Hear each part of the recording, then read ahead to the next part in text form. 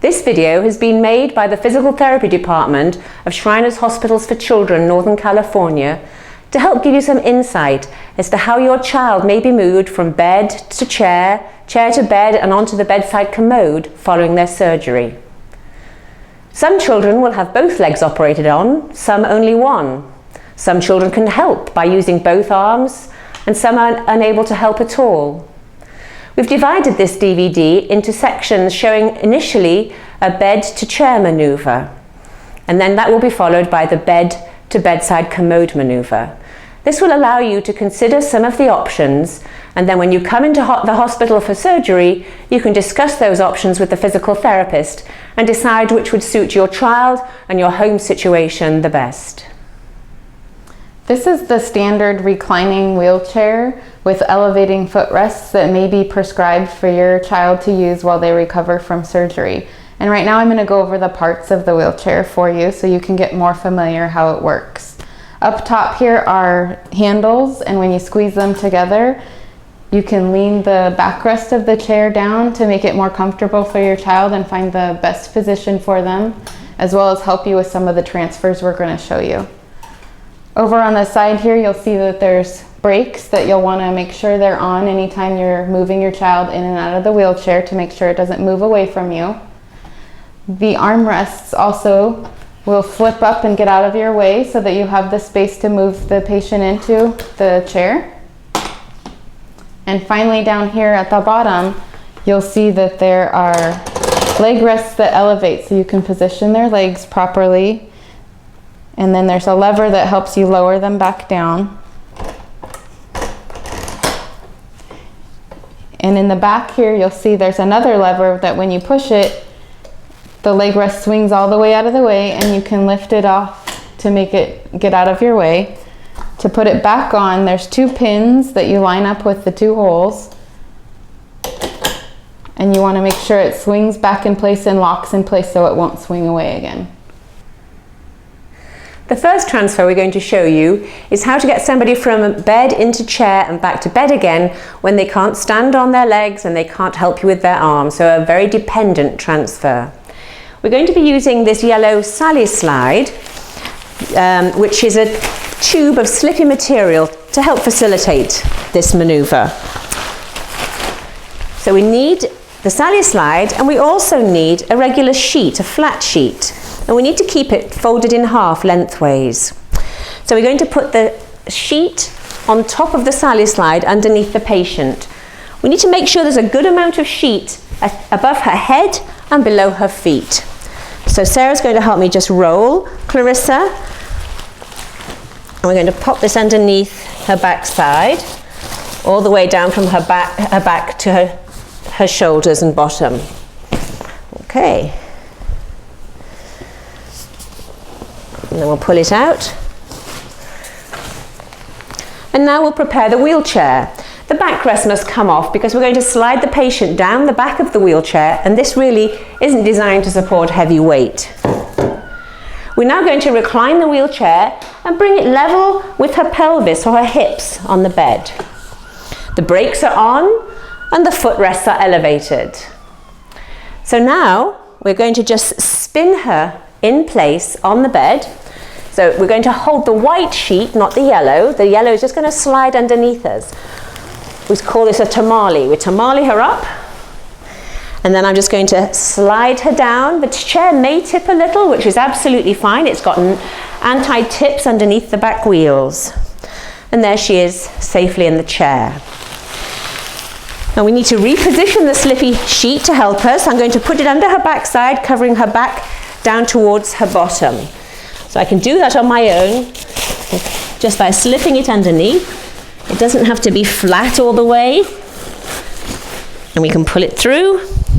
It just helps things to go a little smoothly. Now Sarah here is going to use this sheet to pull her onto the bed. And she's got the hardest job. So she's preparing, keeping her core nice and strong, keeping her back straight. I can help a little. The chair may tip, but it's not going to fall over. It has the anti-tips. So on 3, Sarah. 1, 2, and 3. So this is why it's important to be able to get this to the far side of the bed. So we can just switch now and just help swing her back into place. It's so much easier if you can get to the far side of the bed when you're doing this maneuver. So the next transfer we're going to show you is for somebody who can really help themselves with their upper body, somebody who can sit up and support their own weight on their arms. So we've positioned the wheelchair level with their pelvis here, and we're going to remove this armrest. There are little buttons you just push in to release the armrest. So Sarah's standing by just to help with balance. We're going to elevate the leg rests before she gets to the chair. And these are just foot rests, so they need to be out of the way. We'll try to get them level. And it's nice to position a pillow on there. We haven't got one of those today. And the height of this hospital bed is actually a lot higher than the wheelchair. But you'll find at home that your bed at home is actually a fairly similar height. So Clarissa will sit up now with Sarah's help. And then I can just help bring her legs across as Clarissa moves her bottom across into the chair. The brakes are on. She's going to reach across for the armrest, and down she goes. And then getting back into the bed is exactly the same, but in reverse. So we're now going to show you some options for commode transfers. If your child is older and larger and has had some extensive surgery, by far the easiest option is to use the bedpan in the bed.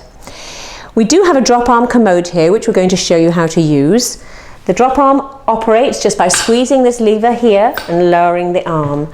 And then with Sarah's help, we're going to move Clarissa onto the commode. So with our help, we're going to sit Clarissa up. You notice how I'm sitting behind her on the bed to bring her forwards. And we're going to help you. She can help herself on 3. 1, 2, and 3. And let's do it again onto the commode. 1, 2, and 3. Now, once she is on the commode, we're going to position her legs onto a chair to rest. And now we will remove her any clothing, get the nightgown out of the way, take off any underwear if necessary, and she's there safely on the commode. This is another option. If you don't have a drop arm commode, this might work for you. We're going to move the commode so that it faces the bed in this direction. I'm now going to help Clarissa sit up. Sarah's going to take her legs and we're going to spin her and slide her back onto the commode. She can help with her hands if she's able. You can put one hand back and I can now slide her back into the chair.